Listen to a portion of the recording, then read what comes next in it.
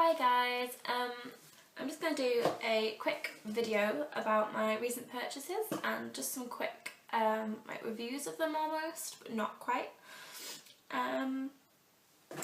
Yeah, I have a cold at the moment, which is why I'm sounding so bunged up and sniffing probably a lot during this video, so I'm sorry about that, but there's nothing I can really do about it. I've been sat at home for the last 2 days and I'm getting a bit bored, hence why I am shooting a lot of video logs right now, because I have nothing else to do with my life apart from probably uni work, which would probably be better for me, but oh well. Okay, so I'm going to start off with the last thing that I actually blogged about, which is this Bare Minerals kit that I bought. The box is actually empty at the moment because I've emptied everything else of it, but yeah. The kit is £50.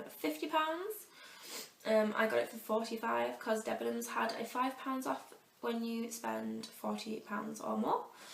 So I got it for £45.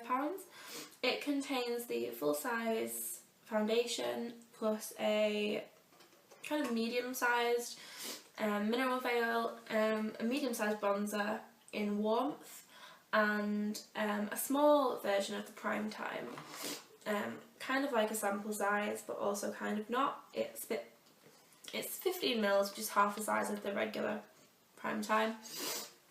It also contains 3 brushes, 1 full face brush, 1 face brush and 1 concealer brush. And yeah, that's all it contains. The colours for everything are great. Mineral Veil just suits any skin tone, it just goes over the top.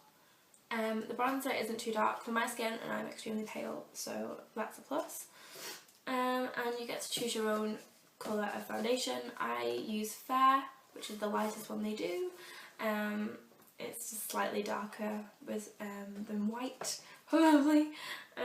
But yeah, no, it's really good. It's really good value for money. I think I said in my blog that everything together came to over £120 if you added it up individually, and this is only £50, so it's much better.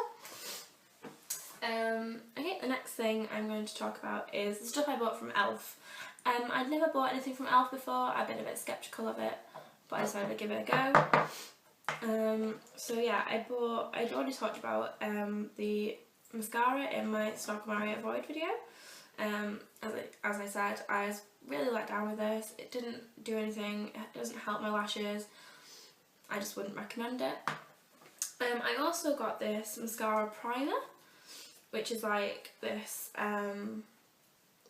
white stuff that goes on your lashes before your mascara. I've only used it with my Max Factor and my Benefit mascaras. I've not tried to use it with the e.l.f. mascara or any other mascaras that I have, but I've not seen any difference between wearing this and not wearing this. Like wear wise, I don't think they last any longer. If anything, this just makes your eyes look a bit funny before you put the mascara on. I don't really see the point in it.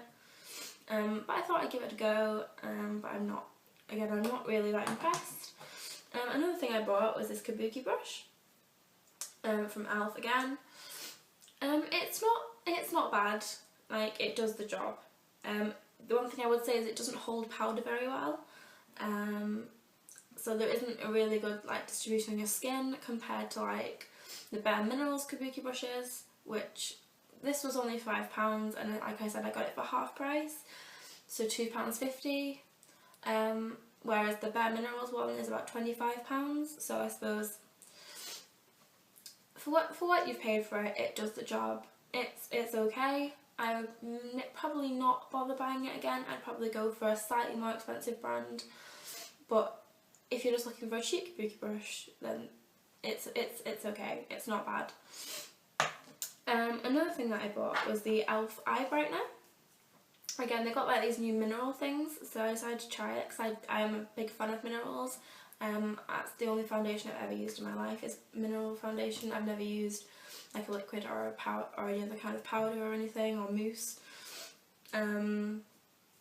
Just because I like the feeling of not really wearing any makeup. It lets my skin breathe, and it's good for my skin as well. So I thought I'd try this eye brightener.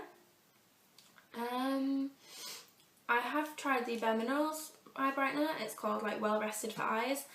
and I found that was amazing, and it really did get rid of like my dark circles and any bags, whereas this, it doesn't really do much.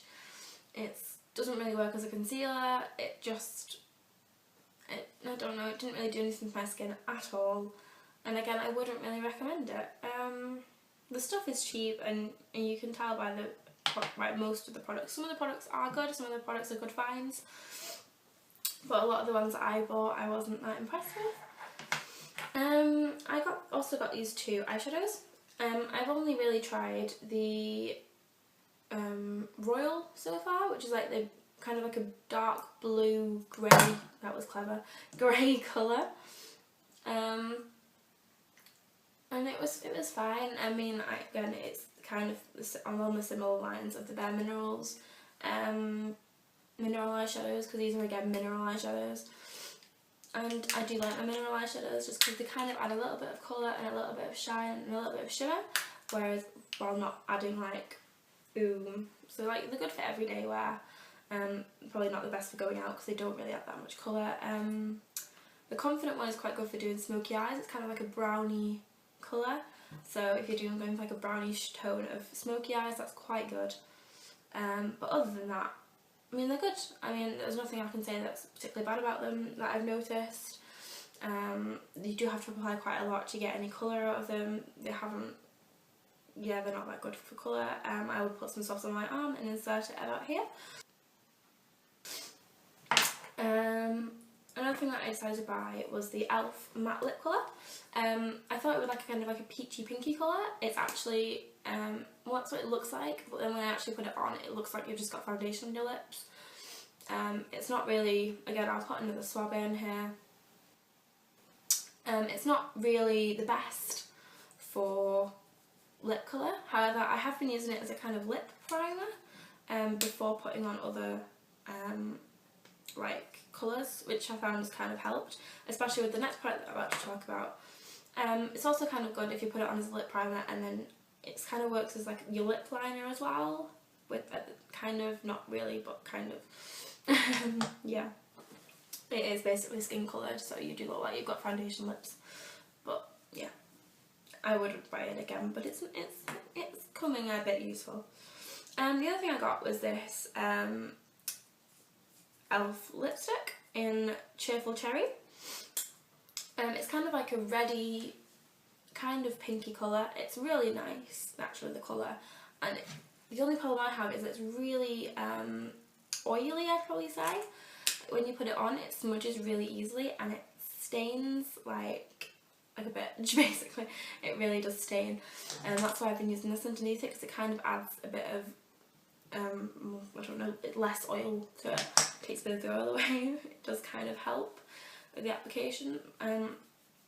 It does stain your lips though, which is kind of okay when you're going out and stuff, because it does mean that you don't have to keep reapplying it quite as often. But yeah, no, I mean, I do like the colour and I do use it when I go out sometimes. It is quite a dark red. Again, I'll insert a swab here.